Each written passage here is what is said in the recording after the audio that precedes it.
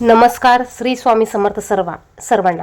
बघा, 19 एप्रिलला अक्षय तृतीया आहे आणि या दिवशी आपण आपल्या घरातील देवांची पूजा करतोच. त्याचप्रमाणे आपण आपल्या पितरांचे पूजन देखील करतो.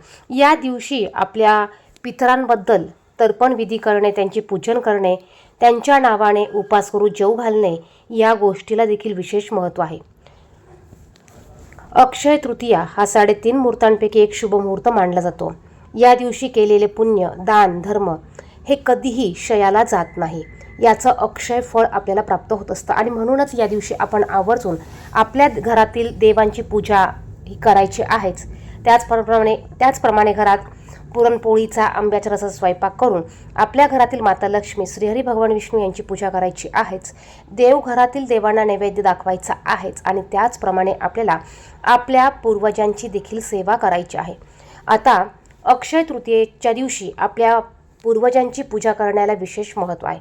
या दिवशी आपल्याला सकाळी उठल्यावर एक अत्यंत महत्त्वाचं काम करायचं आहे की ज्यामुळे आपले पूर्वज आपल्यावर प्रसन्न होतील, आपल्यावर तृप्त होतील आणि आपल्याला भरभरून आशीर्वाद देतील. पहा, या दिवशी आपले पूर्वज, आपले पितृ आपल्या उंबरठ्यावर येऊन थांबलेले असतात. म्हणूनच या दिवशी सकाळी लवकर उठायचं आहे आणि आपल्या घराच्या मुख्य दरवाजाच्या उंबरठ्यावर आपल्याला थोडंसं पाणी शिंपडायचं आहे. बघा, एका तांब्याच्या भांड्यात तुम्हाला पाणी घ्यायचं आहे, लोट्यात पाणी घ्यायचं आहे आणि हे पाणी तुम्हाला तुमच्या मुख्य दरवाजाच्या उंबरठ्यावर थोडंसं शिंपडायचं आहे. याने आपले पितृ तृप्त होतात. आपले पितर हे पाणी पिऊन तृप्त होतात आणि आपल्याला चांगले कृपा आशीर्वाद देत असतात. त्यानंतर बघा, आपल्याला या दिवशी पितरांचे स्मरण करून त्यांची पूजा केल्याने पितृदोष नष्ट होतात आणि सुख समृद्धी आपल्याला प्राप्त होते. अक्षय तृतीयेला पितरांचे पूजन आणि सेवा कशी करायची याबद्दलचा संपूर्ण माहितीचा व्हिडिओ आपल्या चॅनेलवर आहे, तो तुम्ही पाहू शकता. त्यासाठी परिपूर्ण मराठी ब्लॉग या चॅनेलला व्हिजिट करा आणि पितरांचे पूजन कसे करावे हा व्हिडिओ संपूर्ण पहा.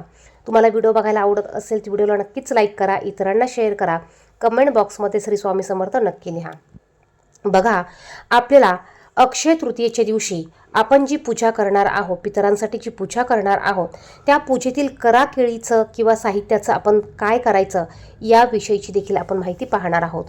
या दिवशी सकाळी उठून आपल्याला उंबरठ्यावर आपल्याला थोडंसं आपल्या पूर्वजांना स्मरण करून पाणी शिंपडायचं आहे. त्यानंतर देवघरातील छान पूजा करून घ्या.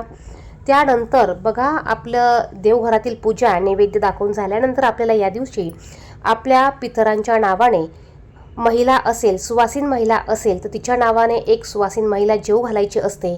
पुरुष असेल तर पुरुषाच्या नावाने एक पुरुष जेवू घालायचा असतो. किंवा पुरुष आणि महिला दोघेही नसेल, म्हणजे सासू सासरे दोघेही नसतील तर आपल्याला दोघांच्या नावाने उपास करू जेवू घालायचे असतात. आता सुवासीन महिला जर का ह्या जगात नसेल, वारलेल्या असतील तर त्यांच्या नावाने तुम्हाला सुवासीन महिलेला जेवू घालायचं आहे.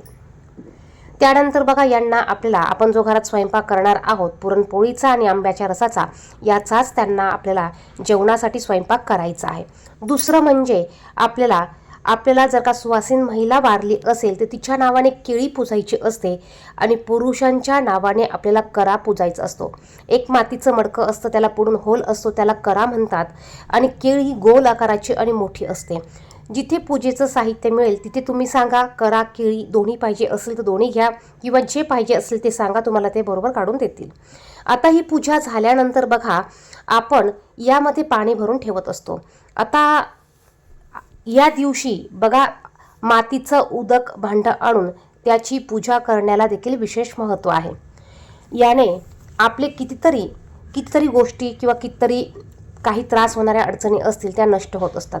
आपण जे पूजेसाठी साहित्य वापरलेलं आहे, मग ते केळी असू द्या, तुम्ही ही केळी एखाद्या गरीबाला पाण्याने भरून तुम्ही ती दान करू शकतात किंवा तुम्ही घरात पाणी पिण्यासाठी देखील ते पाणी भरून तुम्ही हे मडकं वापरू शकतात.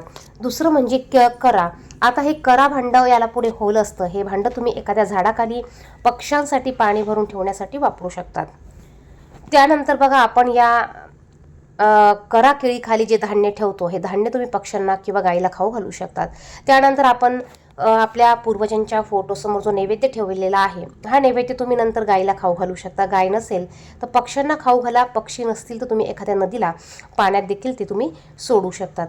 यानंतर आपण जो पांढरा कपडा खाली अंथरलेला आहे, हा कपडा तुम्ही एखाद्या ब्राह्मणाला तुम्ही दान म्हणून देऊ शकतात किंवा हा कपडा पुन्हा स्वच्छ करून तुम्ही पुढच्या पूजेसाठी पुढच्या वर्षी देखील पुन्हा वापरू शकतात.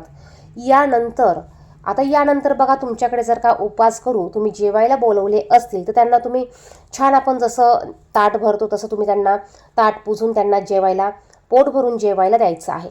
जर का एखाद्या वेळेस एखाद्या ठिकाणी एखादी व्यक्ती जेवायला आली नाही तर तुम्ही त्याच्या नावाने ताट पुजायचं आहे आणि हे ताट तुम्ही गाईला खाऊ घालू शकतात.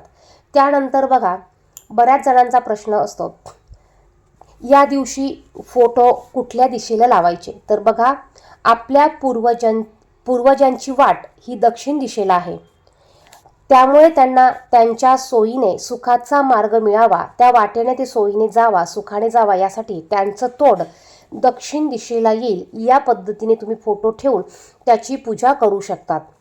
बघा, आपल्या पूर्वजांचा मार्ग हा दक्षिण दिशेला आहे, त्यामुळे त्यांचं तोंड तुम्हाला दक्षिण दिशेला करायचं आहे आणि त्यांची पूजा करून त्यांना त्यांचा मार्ग मोकळा करून द्यायचा आहे. त्यानंतर आपल्याला संध्याकाळी आपल्या पितरांसाठी एक दिवा प्रज्वलित करायचा आहे. आता हा दिवा शक्य झाल्यास तुम्ही कणकेचाच दिवा बनवायचा आहे. बघा, आपल्या पूर्वजांसाठी कणकेचाच दिवा बनवायचा आहे. शक्य झाल्यास कणकेचा दिवा बनवा, शक्य नसेल तर मातीची पंती घ्या. यामध्ये मोहरीचं तेल घालायचं आहे. मोहरीचं तेल नसेल तर साधं तेल घालून यामध्ये तुम्हाला थोडीशी पिवळी मोहरी टाकायची आहे. त्यानंतर काळे तीळ असतील तर थोडेसे काळे तीळ टाका आणि हा दिवा तुम्ही जिथे पूजा मांडली आहे तिथे दक्षिण दिशेला या दिव्याचं मुख करून हा दिवा प्रज्वलित करा, किंवा घरात तुम्ही तुमच्या दक्षिण दिशेच्या भिंतीला हा दिवा दक्षिण दिशेलाच या दिव्याचं मुख येईल या पद्धतीने प्रज्वलित करा. दिव्याखाली एक प्लेट घ्या, यात थोडेसे तांदूळ घ्या आणि त्यावर हा दिवा ठेवा आणि आपल्या पूर्वजांना स्मरण करून हा दिवा तुम्हाला लावायचा आहे. कमीत कमी रात्री 12 वाजेपर्यंत हा दिवा चालू राहील एवढं तेल यामध्ये घालायचं आहे. या पद्धतीने आपण आपल्या पूर्वजांची सेवा या दिवशी आवर्जून करायची आहे. त्याचप्रमाणे आपल्या पूर्वजांसाठी आपण तर्पण विधी करू शकतो. सकाळी तुम्हाला जसं आपण सूर्यदेवाला जल अर्पण करतो त्याच पद्धतीने आपल्याला हे जल दक्षिण दिशेला तोंड करून आपल्या पूर्वजांना स्मरण करून त्यांना अर्पण करायचं आहे. त्यानंतर ज्यांना बाहेर जाऊन हे जल अर्पण करणं शक्य नाही त्यांनी घरात देखील हे जल अर्पण केलं तरी चालेल. मग तुम्ही बसायला पाट घ्या, एक ताट घ्या, तुम्हाला एका तांब्यात पाणी घ्यायचं आहे आणि तुम्हाला दक्षिण दिशेला तोंड करून बसायचं आहे. तुम्हाला तुमच्या उजव्या हातात पाणी घ्यायचं आहे आणि ते अंगठ्याच्या साह्याने हे पाणी तुम्हाला ताटात तुमच्या पूर्वजांना स्मरण करून ओतायचं आहे.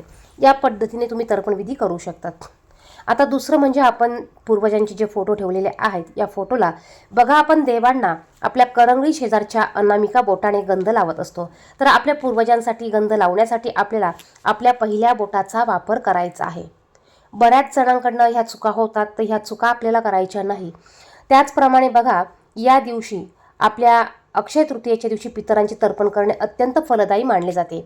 पितरांच्या चरणी उदक कुंभदान दिले असता ते प्रसन्न होतात आणि पितृदोष नष्ट होत असतो. त्याचप्रमाणे या दिवशी ब्राह्मणांना किंवा गरजूंना उदक कुंभाचे दान करावे. या उदक कुंभाचे दान करताना यामध्ये पाणी भरून घ्यायचं आहे, गंध, फुले आणि आपल्याला तीळ टाकायचे आहे. त्यानंतर आपल्या पितरांना प्रसन्न करण्यासाठी, आपल्या कामातील अडथळे दूर करण्यासाठी, विवाहातील असू द्या, घरातील असू द्या, शिक्षणातील असू द्या, यासाठी आपल्याला या दिवशी कावळ्याला दुपारी 12 वाजेपर्यंत आपल्याला अन्न खाऊ घालायचं आहे. मग तुम्ही जो स्वयंपाक केला आहे त्याचा तुम्ही एक छोटासा नैवेद्य बनवून तुम्ही कावळ्याला तुम्हाला घराच्या बाहेर ठेवायचं आहे, पाणी प्यायला ठेवायचं आहे, किंवा तुम्ही त्याचबरोबर थोडासा दही भात देखील कावळ्याला ठेवू शकतात. याचप्रमाणे कुत्र्याला देखील आपल्याला पोळी सरसोचं तेल लावून, मोहरीचं तेल लावून, किंवा तुम्ही साधी पोळी केली असेल तर साधी पोळी घेऊन याला सरसोचं तेल लावून गुळाचा खडा ठेवून ही पोळी आपल्याला काळ्या कुत्र्याला खाऊ घालायची आहे. अत्यंत प्रभावी असे हे उपाय आहे, आपण आवर्जून करावेत.